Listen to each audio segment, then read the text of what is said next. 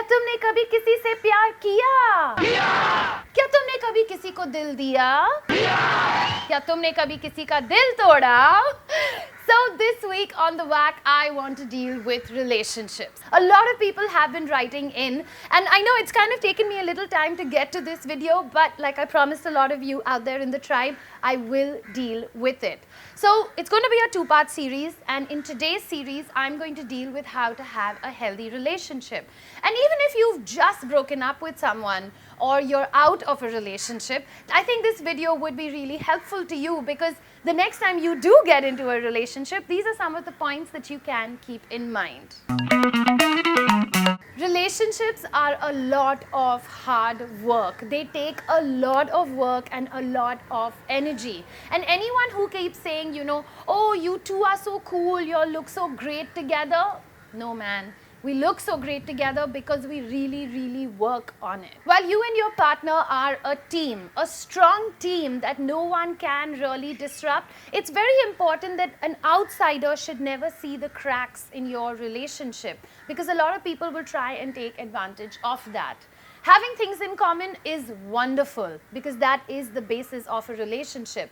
But at the same time, you also need to accept each other's differences and be supportive of each other's differences and try and deal with them, because it is those differences that makes you all individual people.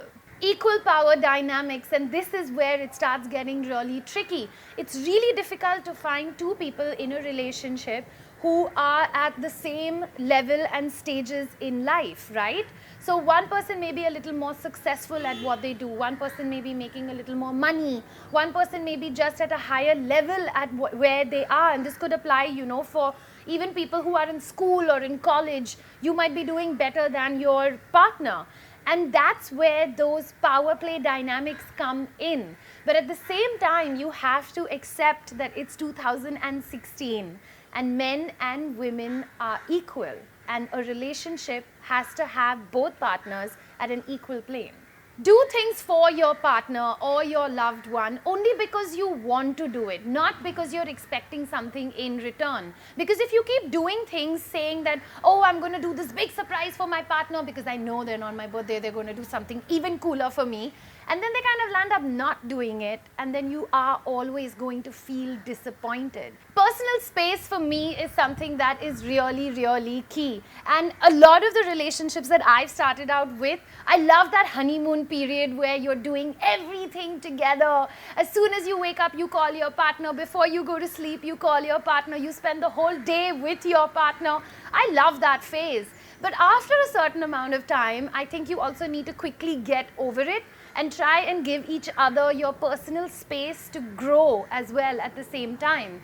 It's very important that you're supportive of each other. So if there's a certain class that you like going for or a certain hobby that you like pursuing, don't let your partner stop you from doing that because he wants you or her to hang around while he's doing something that he enjoys doing. Positive vibes. I cannot stress enough about the importance of positivity. If you're going to wake up in the morning and keep going on and on about all the negative things about your partner, you're going to bring that negativity into your universe, and it's going to literally creep into every relationship that you have on this earth. Just try and keep the vibe as positive as possible, and you will find that it's a much happier place and space to be in. Now, this is something that I think all of us are guilty of doing, and heck, you know what, I'm going to say I'm guilty of doing it as well. But sometimes if your partner's phone is just lying around and it beeps or it goes off and you're like, what's going on, you know, on your phone, and you check it out, it's okay. I think it's all right.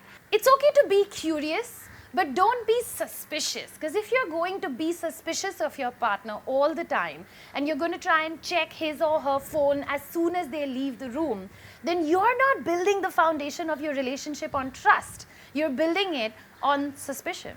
Wait, Scarlett! What do you want? Scarlett, look, I'm sorry. I was an idiot back there. So a lot of people say that couples that argue too much, something's wrong in their relationship. And couples that don't argue at all, probably something's wrong in their relationship as well.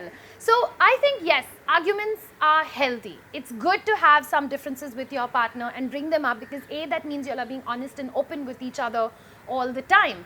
But I also think that if you fucked up, it's okay, right?